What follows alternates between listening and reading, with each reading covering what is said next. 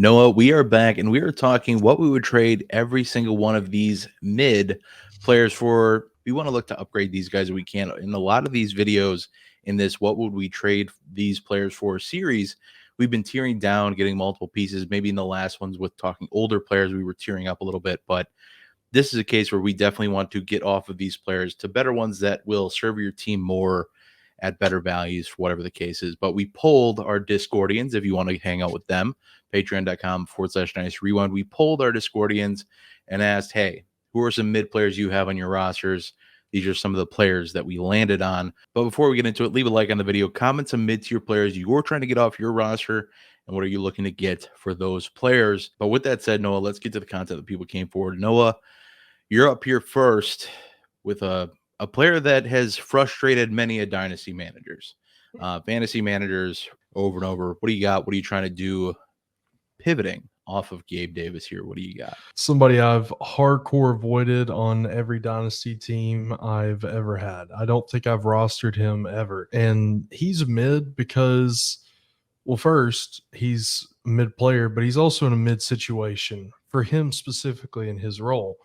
Like I said, never been a Gabe Davis fan. He's just like the walking, breathing incarnation of inconsistency as far as fantasy goes. As a matter of fact, I have one buddy who used to regularly text me after Bills games and tell me how bad Gabe Davis was, as he had obviously started him that week and he had left some to be desired, to say the least. I'm not here to bash on him too much, but I think his departure from Buffalo is signaling the decline of any real fantasy relevance that he'll have. So, he moved to Jacksonville, and the hard part about that is while Calvin Ridley did leave, and he does have a good quarterback in Trevor Lawrence there, I talked a few videos ago about how I wasn't super excited about the Jaguars offense, mainly because of Press Taylor's play calling. Other thing about it is Christian Kirk also exists, and he's already firmly ingrained in the Jags offense. And last season, he only scored 10 fewer fantasy points than Gabe Davis did last year, with a worse quarterback, and that's no offense to T-Law, but he ain't Josh Allen, and 149 fewer routes ran due to missing 5 games. And that's a pretty huge gap when you could argue that both of them were the wide receiver 2 on their team, and one of those teams has a much better offense than the other. Jacksonville also just drafted Brian Thomas Jr. with the 23rd overall pick in the most recent draft. And they didn't draft him that high to just be the wide receiver 3 behind Davis. I think Davis will find his role for most of the season purely as a field stretcher, which is also known as a cardio specialist. So instead, I want to target, assuming this is a non-tight end premium league, and since I don't really feel like I'm losing out too much on selling Gabe Davis anyways, I would want to set my sights on JT Sanders in Carolina. And the way I see it, there's a lot of room to carve out offensive roles in Carolina. I'm a big believer in what Dave Canales can do and what I think he will do with that offense this season. But admittedly, the only weapon that we know for sure and can be super confident in that offense is Deontay Johnson, even with the addition of Xavier Legette. Sanders showed a lot of promise at Texas before being unable to keep up any of that previous hype going into draft season, causing his draft capital to drop in the league and in fantasy leagues as well. So as far as cost is concerned, moving off of Gabe Davis and on to Jatavian Sanders, I already think the public is pretty down on Gabe Davis. You're probably not going to be able to get a ton, but I would be ecstatic to send him for Sanders and a 2025 fourth, if at all possible. Gabe Davis is definitely an interesting one. I'm just looking at his contract here, and he actually, looking at his cash payouts, fully guaranteed 24 million, 39 million over the course of 4 seasons. There's a ton of void years thrown in here, though. It's a very, odd contract, and if they really wanted to, they could get out on him in as soon as 2026, getting away with saving with post June 1 cuts. they could save up to 15 million in 2026 and 8 million in 2027. So they could definitely do that. It's definitely not feasible for them to do that in the interim. Definitely an interesting one. Just a guy who's never, I do think he's very mid, a guy who has never produced the way you want him to, has never reached this next level that we want to see. I don't know if I love the value of going after JT Sanders at fourth, just because I think you could probably push for more. And maybe that's wrong, but I do agree with everything else, avoiding Gabe Davis in this situation, because and same reason I'm kind of avoiding Brian Thomas, even though you alluded to him being drafted in the first round. He's not going to be drafted to be a placeholder or a bench warmer by any stretch of the imagination, but that offense is crowded with targets. I mean, you got Christian Kirk, you have Evan Ingram, Brian Thomas, Gabe Davis, Travis Etienne's going to get a ton of work too. And at some point, it's like, okay, well, the buck has to stop somewhere with who's getting all these targets. And while I do think Gabe Davis could definitely be one of the players on the outside looking in, he's going to get some work. And while I think it's primarily going to be as a field stretcher, and maybe he gets some work, in the red zone, pulling down, big play, big game Gabe, I think is whatever his nickname was, whatever the case is. Some Bills fan will correct me on that. But either which way, don't hate moving off him. Definitely want to move off of him for something. And if you're just looking for not necessarily production out of what you're pivoting to, because I do think, hey, he's a fourth round tight end. Yes, on a developing offense as well, temper expectations. But if you're just looking to kind of put Gabe Davis into some value, I think you could certainly do a lot worse. I'd be interested in seeing what Gabe Davis plus a second round pick could get me. I don't know if it's a lot. I think I'd have to be selling to the right person to get real far up the wide receiver tree, but that is something I would surely look into too, and seeing what kind of pivot that could make for me. Something to remember is that this is how I see this player. Gabe Davis has very little value to me. And from the research I've done too, he has pretty similar value across the community. So while I agree that on the surface, Sanders and a 25 fourth is pretty light, there's certainly situations where you could get more, but that's what I would be okay going down to get. And because like I said, that's just how down on Davis I am. All right, we will move right along talking my player, Rico Dowdle, a guy who we were talking about some of the players that were shouted out by our Discordians, and this is no offense to them, but some of these guys are on, in start considerations, let alone maybe even keep trade cut situations where, hey, we really want to get these guys off roster by any means necessary. Rico Dowdle is the essence of mid. Undrafted free agent in 2020, had a total of 7 rush attempts in his first 3 seasons. Last year, he had a 21% intended rush share, and I don't see this improving with the re-addition of Zeke. I know he is getting older, but he still maintained a very respectable rush share even in his journey year to New England. We know he's been a ball hog up until that point as well. So unless you're just banking on Zeke's wheels to fall off, I'm not making that bet personally. I just think that's yes, you're eventually going to get right if you play it every year, but it's just not odds I want to play right now. And I think, honestly, Royce Freeman, as much as we like to poo-poo on him and, whenever any Royce Freeman puff piece happens to come out, he's gotten work in backfields he's been a part of, and it's not a lot. It's not, he's not taking over backfields or anything like that, but I could easily see him getting some work in this backfield and possibly even surpassing Rico Dowdle at some point with work as well. So I don't want Rico Dowdle. And I know people are, trying to tout this downfall of Zeke and whatever the case is. I'd much rather go acquire Zeke at cost right now. I have him in a couple spots, and I'm more than happy having him on my competitive rosters. But sadly, looking at completed trades, good for you if you're a Rico Dowdle manager. Sadly, for the, face of Dynasty, the Dynasty community as it stands, I can still use Dowdle to tier up to far more productive and far more secure running backs like Alvin Kamara, like David Montgomery, which surely means you could also target a Raheem Mostert as well for even less than you'd have to pay to go get a Montgomery or an Alvin Kamara. With these mid-tier players, all I ever want to do, and when we look at roster reviews, when we look at any situations when we're helping out people in the Discord, if you want a roster review, pin comment below. There's a special going on right now for 40% off. Use the promo code Big Summer and you get 40% off for the rest of the month.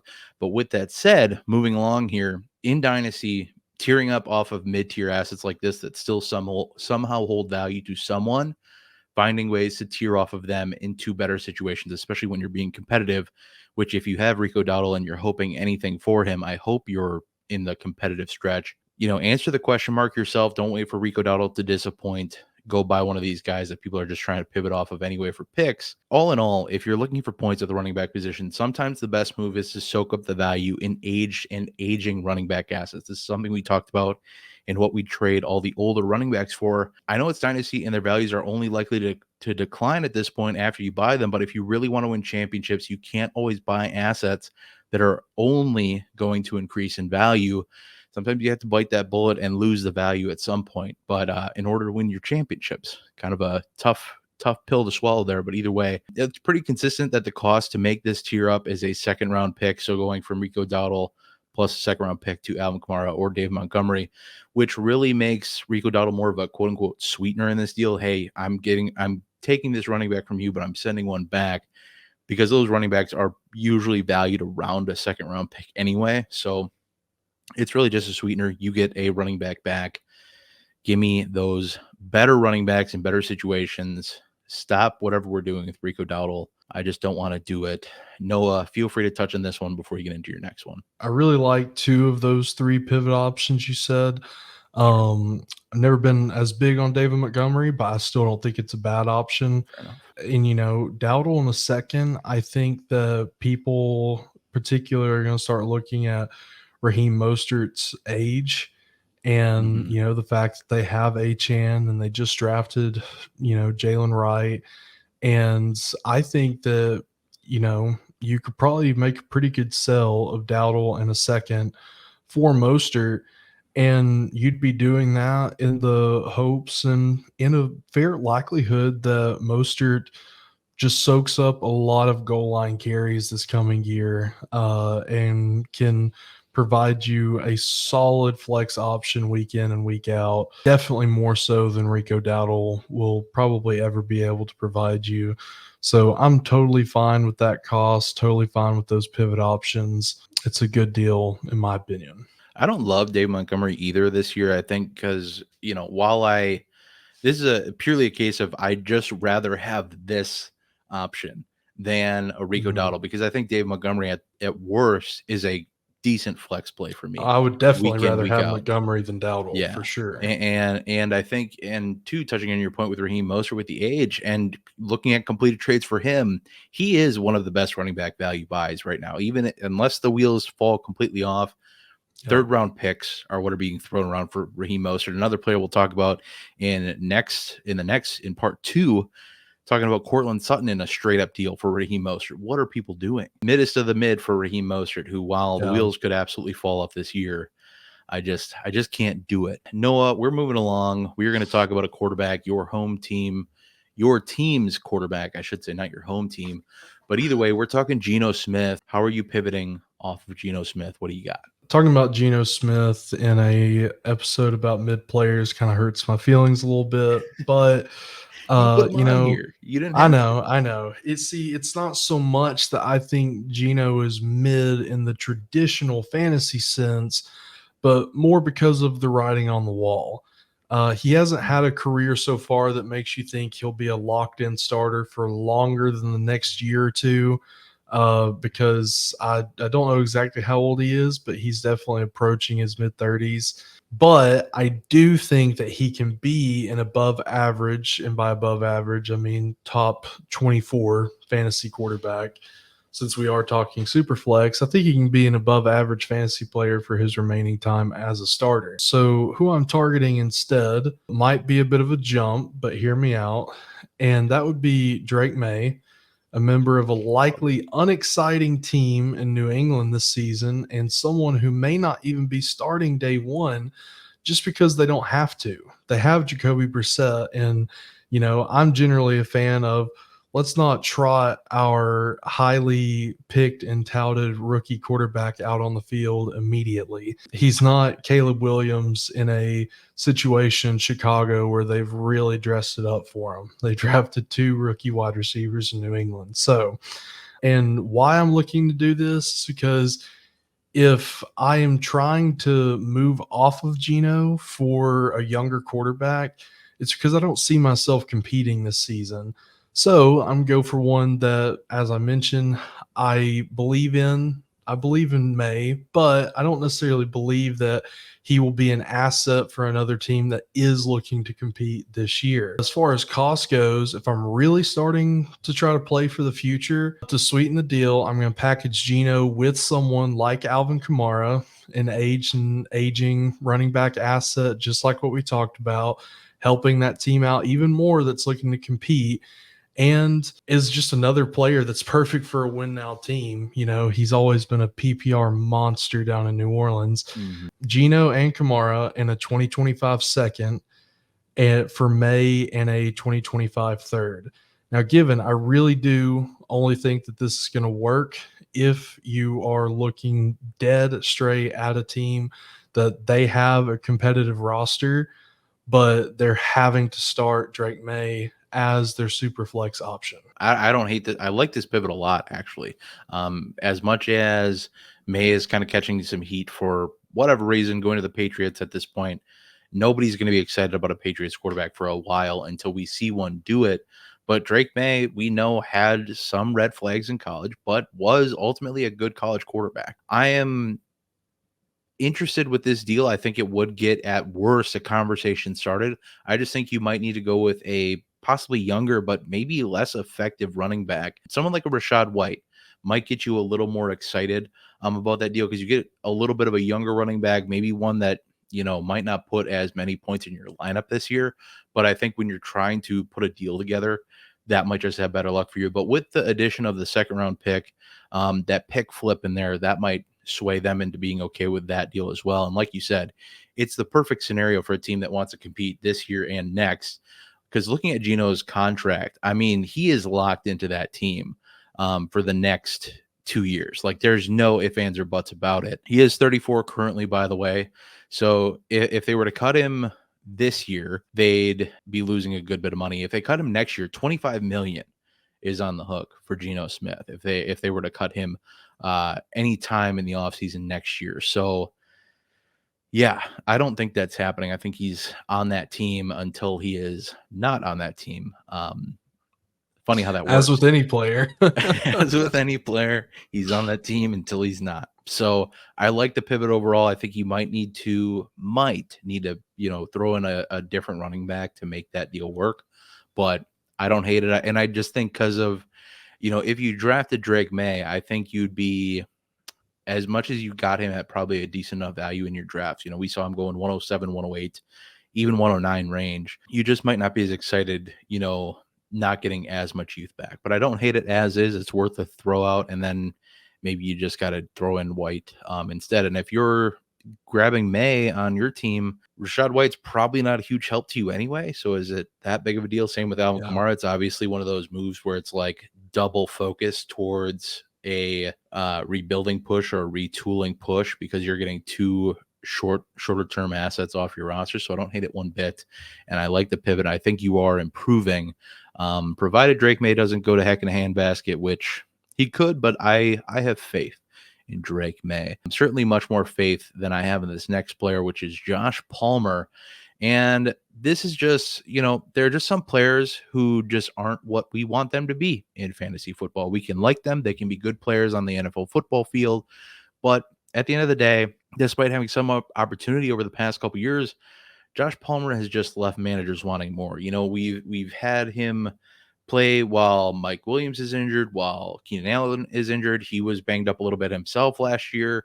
It was supposed to be wheels up until his injury happened. So he missed a good bit of time, but at this point, he has a ton of opportunity in front of him, which is great for selling opportunities, but I still expect him to fall a bit short of most managers' expectations. And now that's with this new regime ahead of him with Harbaugh, Greg Roman, probably looking like a more run-friendly team and less of a pass-happy one. And Josh Palmer just not being that guy. So looking at possible upgrades I could make, I went over to Dynasty Daddy and looked up a couple upgrades or looked up a couple completed trades for Josh Palmer. First up, we have moving Josh Palmer and a 25 second for Marquise Hollywood Brown, a player who I like a good bit actually at this point in the offseason. A player who has had a very respectable target share over the course of his career, has not managed to stay perfectly healthy, but has probably missed a little less time than people think. But I feel like you could get away with adding a third round pick instead of a second on this deal, depending on that Marquise Brown manager. Because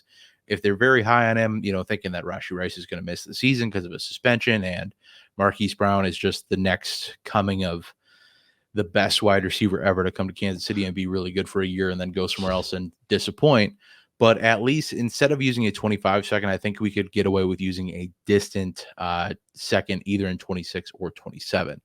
And then also another deal, Josh Palmer plus a 26 first for Mark Andrews in a 0.5 tight end premium, no less, which just blows me away. Yes, I'd love to add a top 3 tight end at the cost of a distant first and Josh Palmer, but it probably takes a little bit more than that in most leagues. But even if you had to add a lesser tight end that isn't valued in the top 12, I'd still make this deal. That's how far ahead of this deal I think we are. Josh Palmer, like for you with Gabe Davis, just doesn't hold a lot of value to me. So if I'm moving off of him, and maybe some people think that's an overpay, I don't know how many people really would. But either which way, if I can get that done, moving Josh Palmer, a first round pick any year, honestly, 26 or 25, don't really care. And then maybe I have to add a Chigo Conquo just to throw out a name that I know is in the teens of dynasty ranks. I would definitely make that deal going after Mark Andrews, trying to be a competitive team. Yeah, give me that top 3 tight end for sure. And why would I do that? Brown offers far more upside and maintains the floor that Josh Palmer has, in my opinion. And then securing Mark Andrews also secures you top tier tight end production for this year and probably a few more seasons. Mark Andrews young for the tight end position, although he's had his fair share of run-ins with health. But either which way, I'd still, in a heartbeat, make these deals, moving Josh Palmer to the heck off my team, getting the mid off my roster. Noah, anything else to add on this one? Yeah, I mean, just looking at those two trades you referenced, if I have Palmer and I am selling, I'm very excited to get either one of those deals done. If I'm on the other side of the equation, I'm a little less excited about it. I think it might be a little more difficult, and Sure. that's a lot of it's kind of also based on how people are feeling about the Chargers offense. Hollywood, I feel like he's in a fair situation. He could get a lot of run. I guess the way I'm looking at these trades is I'm really saying, would I send a 25 second for Hollywood Brown? Would I send a 26 first for Mark Andrews? Right. And I absolutely would send a 26 first for Mark Andrews, 25 second for Hollywood. Yeah. I mean, I don't have any issue with that. And, if that's all it costs for upgrading Palmer, I think it might be a little difficult to get away with a third instead of a second with the Hollywood trade. But maybe you do, because there are people out there who, like you said, are probably high on Hollywood because he might get more run if Rice isn't ready to go this year. But then there are people on the other side of that coin too who are like, well, now they have Worthy and Rice is going to be back and they still have Travis Kelce. And yeah, I mean, people are just way down on Mark Andrews because of the injuries. I mean, he's still a top 3 tight end in the league, just as you said. Probably take a little bit more than Palmer in 26 first, but I mean, as you said with a recent one for me, it definitely starts the conversation. That first will start a conversation for Mark Andrews in any scenario. And looking at this next player, this is one I caught some heat for, saying we should cut this guy in one of our keep trade cut videos, but I still am not. I'm not afraid to stand by this one. But what do you got? Trying to get this MidLaughlin, Jaleel MidLaughlin off your roster. Oh, that Noah, was take it away. it was a bit of a stretch, but I'll take it. It Yeah, was still good. I'll take it. And it's kind of hard that you were catching heat for that. I mean, I guess maybe cutting might be a little extreme, but also if I have to cut one of 3 or 4, that's probably the guy I'm cutting. Yeah. And if they had a problem with that, you might have a problem with the heat I'm about to put on them. This one's pretty easy for me. Jaleel MidLaughlin had 2 top 10 finishes last season. I want to say it was like weeks 3 and 4, 4 and 5, somewhere in there. It was very, very early. Other than those 2 top 10 finishes, he had exactly nothing higher than an RB27 finish, and most of them were much, much worse than that. He was an undrafted free agent last year, so the Broncos have exactly no tangible investment in him. They just drafted Audric Estime out of Notre Dame in the 5th round this year, so there's some amount of investment. And they went out and signed another undrafted free agent running back as well, and Blake Watson. So I see zero future for Jaleel McLaughlin there, and I just don't think that he's shown enough for another team to be dying to scoop him up and put him right on the field either. So instead, in what could very well be a lateral move, admittedly, I'd want to target another running back, and this one being one that a team did actually invest 4th round capital into last year, and that would be Roschon Johnson. And this is kind of a weird one for me because it is really just based on my personal eyes only opinion. And I would honestly sell Jaleel McLaughlin for a bag of chips. I just think that Roschon has more potential and is in a much better situation than McLaughlin is. Currently, McLaughlin isn't even registered as the 2nd string running back for the Broncos. He's sitting behind Javonte Williams and Samaje Perine. And I doubt that the Bears won't spring for some sort of rotation between Swift and Johnson. I just don't see them giving Swift more than, at the very max, 70% of carries. And Johnson is actually listed as the RB2 over Khalil Herbert on their roster. As far as cost goes, this is kind of a hard one to put a finger on. According to Fantasy Calc, it's pretty even. If you go look at their rankings that they put together via trades, they are literally right next to each other. Roschon is just under Jaleel McLaughlin, which is kind of crazy to me, which is what piqued my interest here because I'm taking him over McLaughlin every day of the week. Honestly, I would just want to get this deal done. I would hesitate to just send it straight up. I would honestly add a 2026 4th to either side just to get it done. Naturally, if I'm selling McLaughlin, I would try to get a 4th in return. But if they flipped it on me, I would still do that because I think Johnson is a much better player in a much better position than Jaleel MidLaughlin, as you said. Yes, nailed it. I love it when things come together like that. So I 100% want to move off of him any way I can as well. I definitely don't get excited about pivoting to Roschon Johnson, but it's another situation where it's like, yeah, I probably would rather just have this quote unquote possibly mid running back. But I pulled up some trades here, and I think some of these are interesting. And maybe you just get pick value out of this deal. Maybe you don't pivot to a player. I know that's cliche, but whatever. Tell me if you would do these trades, Noah. First one up, Jaleel McLaughlin for Ty Chandler. Yeah, I would do that. Jaleel McLaughlin for the 2024 205 in a 10-team Superflex league. Oh my gosh, that's insane. Yeah, absolutely. That's probably the most outlandish one that we'll see. But Jaleel McLaughlin for a 25 third-round pick. I would send Jaleel McLaughlin for a 4th. I wanted to avoid talking about just sending him straight up for a pick, but I mean, I really do think he has zero value. Anything I could get in return for him would be better. This is the get down in the dirt and grind it out part of fantasy football here. Hey, and that's the part we need to go through to get to a championship teams, dang it, Noah. But we'll move along to another player who probably won't bring you a championship this year. And this one is going to hurt some people. It's hurting me. This is a player that I loved coming out of college. I know you didn't. But it's you've been leading the charge for a minute in the Discord. I've kind of come around recently because I'm like, it's that whole concept of fool me once, shame on you. Fool me twice, you're mid, get the heck off my roster. Jahan Dotson. And somebody who has just not met expectations, despite a somewhat efficient season his rookie year, missed some time, but put up some exciting statistics, registered 7 touchdowns, and possibly another player who's fallen victim to some questionable quarterback play. But at the end of the day, when you put stats like this together, shouting out Jacob Gibbs on Twitter, in the last 10 seasons, there have been 9 instances of a wide receiver meeting these following qualifications: 24 years or younger, first round NFL draft capital, 350 plus routes run in a season, target per route run rate below 17%.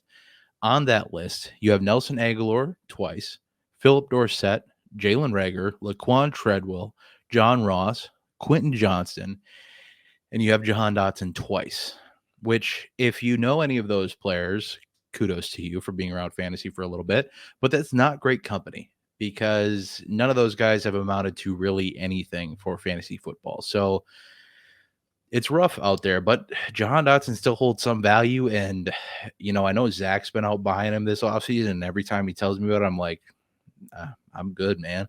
But a trade I would definitely do for moving Jahan Dotson. Looking at Dynasty Daddy completed trades, one that stands out is moving Jahan Dotson plus a 25 first for Zay Flowers. I've been on record saying buy Zay Flowers all offseason. And that's because I think Zay Flowers' 24% target share in 2023 is still not talked about enough. He joined elite company hitting that mark. Rookie first-round wide receivers with 24% intended target share or higher. List is Odell Beckham, Drake London, Chris Olave, Kelvin Benjamin, Justin Jefferson, Mike Evans, Jalen Waddle, Garrett Wilson, Sammy Watkins, Jamar Chase, and Zay Flowers. End list. Now, there's a couple players in there who are not as exciting over the course of their career, namely Kelvin Benjamin, Sammy Watkins. You could argue that the jury is still out on Drake London, Chris Olave, and Garrett Wilson. But the rest of that list, while healthy, including Odell Beckham, has been very, very good. And I don't think Zay Flowers is falling into the Sammy Watkins or the Kelvin Benjamin part of that list anytime soon. So definitely somebody I want to go buy, and I'm willing to do it at that cost too. A 25 first, admittedly, is probably pretty close to Zay Flowers' value already, but that, sending Jahan Dotson, maybe they're thinking that with the new quarterback in Jaden Daniels, which totally realistic to suspect that Jaden Daniels will be an upgrade to Jahan Dotson because of having a better quarterback there than what's been there. Reasonable to suggest, but that's something that helps you get the deal done. Besides, because I don't know that a 25 first, depending on, considering it random, could end up anywhere. I don't know that a random 25 first gets it done for a lot of people, but adding in just a sprinkle of help in Jahan Dotson at wide receiver is absolutely a move I'd be making if I have him, to get him off my roster and get me into Zay Flowers, who I think can be a solid, still valued as like a low-end wide receiver 2 in Dynasty ranks. And I mean, with Lamar Jackson, I know Mark Andrews is there and the quote-unquote receiver 1 in that offense, but in year 1, 24% target share as a rookie wideout is nothing to scoff at. I'm in on Zay Flowers. I want to go buy him. Happy moving off Jahan Dotson. I know you have some things to add, I'm sure, with Jahan Dotson. Feel free to add them here before we get the heck on out of here and into part 2. I got up on my soapbox in the video comments a while back about Jahan Dotson and about how it wasn't a quarterback problem because other people would have suffered more. It shouldn't have just been Dotson. And maybe I'm wrong, but as you pointed out, and this is what I was thinking as you were first saying it, how close is a 25 first to Zay Flowers on its own, right? And I think that most people, and most people being the experience I have in my leagues, if they were trying to go get Zay Flowers, they would probably start off by sending a 2025 first straight up for him. And, that's one of those where you get it if you have Zay Flowers and you're like, maybe you're not quite as high on Zay Flowers and you're like, I really like those running backs in next year's class. Maybe I already have a fair amount of wide receivers on my team, but it just feels like I should be able to get more for Zay Flowers.